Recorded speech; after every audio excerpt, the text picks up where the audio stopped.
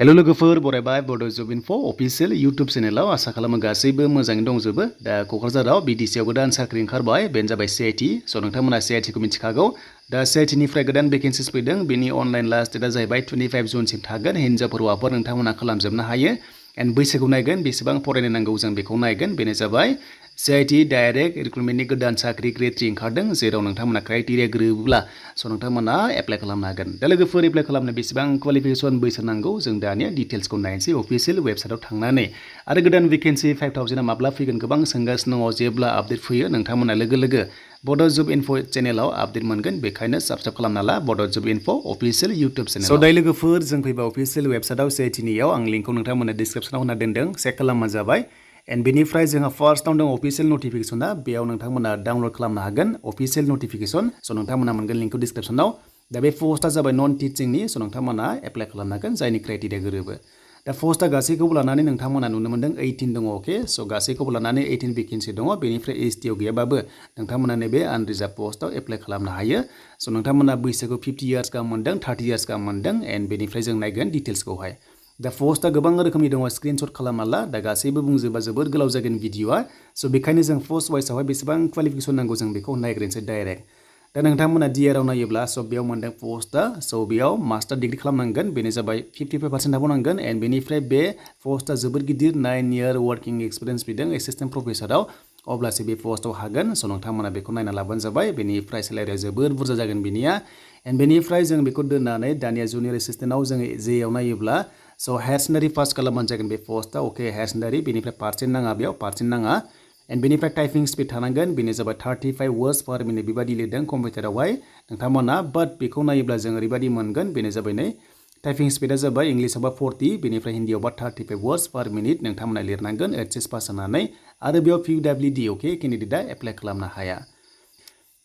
स' बेयाव मिनिमाम फरायनाया HS पास डिग्री पास गासिबो हागोन नोंथांमोना एन्ड एकाउन्टआव नायोब्ला स' नोंथांमोना एकाउन्टेन्टआव नायोब्ला M.Com खालामनांगोन बेनिफ्राय 2 इयार्स वर्किं एक्सपिरियेन्स बिनाय दङ बाट बे गैयाब्ला B.Com खालामनांगोन बेनिफ्राय 5 इयार्स वर्किं एक्सपिरियेन्स थानाय जानांगोन जुनियर एकाउन्टेन्टआव अब्लानो हागोन दा ग्रेड फेया जोबोर मोजां नोंथांमोना बेयाव सेलारिखौ मोनगोन एन्ड नेक्स्टआव जों नायोब्ला स' नेक्स्टआव जों मोनदों जुनियर एकाउन्टेन्ट मोनबावदों फिन खनसेबाव M.Com खालामनांगोन बेनिफ्राय 1 इयार वर्किं एक्सपिरियेन्स बिदों जुदि बे गैयाब्ला स' B.Com खालामनांगोन 3 इयार्स वर्किं एक्सपिरियेन्स बिदों अब्ला नोंथांमोना हागोन एन्ड नेक्स्टआव जोंहा एसिस्टेन्ट लाइब्रेरियान नायोब्ला स' लाइब्रेरियानाव नायोब्ला स' नोंथांमोना बे पस्टआव नायोब्ला मोनदों स' नोंथांमोना लाइब्रेरियान साइन्सआव थानांगोन बा इनफरमेसन साइन्सआव थानांगोन लोगोसे 55% थानांगोन स' अब्ला नोंथांमोना हागोन एन्ड बेनिफ्राय बेयाव माखासे गाइडलाइन्स दङ मिनिमाम 3 इयार्स दङ स' बेखौ नोंथांमोना नायना लाबानो जाबाय स्क्रिनशट खालामनानै जायफोरनिखि क्राइटेरिया गोरोबदों अब्ला स' नोंथांमोना एप्लाइ खालामनो हागोन एन्ड नेक्स्टआव मेडिकेल अफिसाराव नायोबा MD एबा MS खालामनाय जानांगोन बे सेक्टरनिफ्राय जायहा दङ नोंथांमोना खालामनो हागोन बेखौबो स्क्रिनशट खालामना लादो बे पस्ट गिदिर लेभेलाव थाबाय मेडिकेल लाइनावहाय एन्ड स्टाफ नार्स दङ स्टाफ नार्सआव जायनि क्राइटेरिया गोरोबो नोंथांमोनाबो हागोन बेनो जाबाय हायार सेकेन्डारि खालामनांगोन साइन्सनिफ्राय अके एन्ड बेनिफ्राय नोंथांमोना रेजिस्टार थानांगोन बेनो जाबाय नार्सिं काउन्सिलजोंहाय लोगोसे 3 इयार नोंथांमोना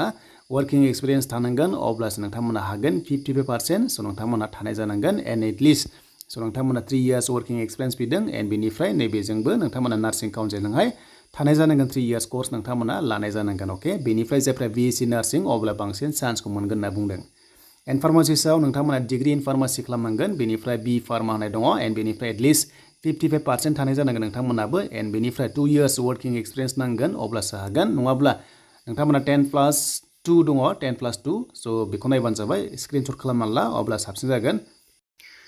दा नेक्स्टआव जों फैबाय एक्जिकिउटिभ इन्जिनियाराव स' नोंथांमोना बेयावबो स' इलेक्ट्रिकेल बा सिभिल इन्जिनियार खालामबाबो जागोन एन्ड बेनिफ्राय नोंथांमोननि वर्किं एक्सपिरियेन्स बेयावबो बिदों स' बेखौ नायना लादो एन्ड स्क्रिनशट खालामना ला जायफ्रा बे सेक्टराव मिलायनाय दङ गोरोबनाय दङ एन्ड सिकिउरिटि अफिसार लास्टआव फैबाय स' बेयाव स' नोंथांमोना डिग्री पास खालामथारनांगोन लोगोसे वर्किं एक्सपिरियेन्सआ 5 इयार्स जायफ्रा दङ नोंथांमोनासो हागोन एन्ड बेनिफ्राय बेयाव अनलि डिग्री पास जानाय नङा वर्किं एक्सपिरियेन्स बिदों मानोना बे जाबाय सेन्ट्रेल गभर्नमेन्ट जब CITआ स' बेखायनो बेबायदि बिदों आरो एग्जाम फिसआ 500 पे खालामनांगोन ST हिसाबै आरो बिनि लास्ट डेटआ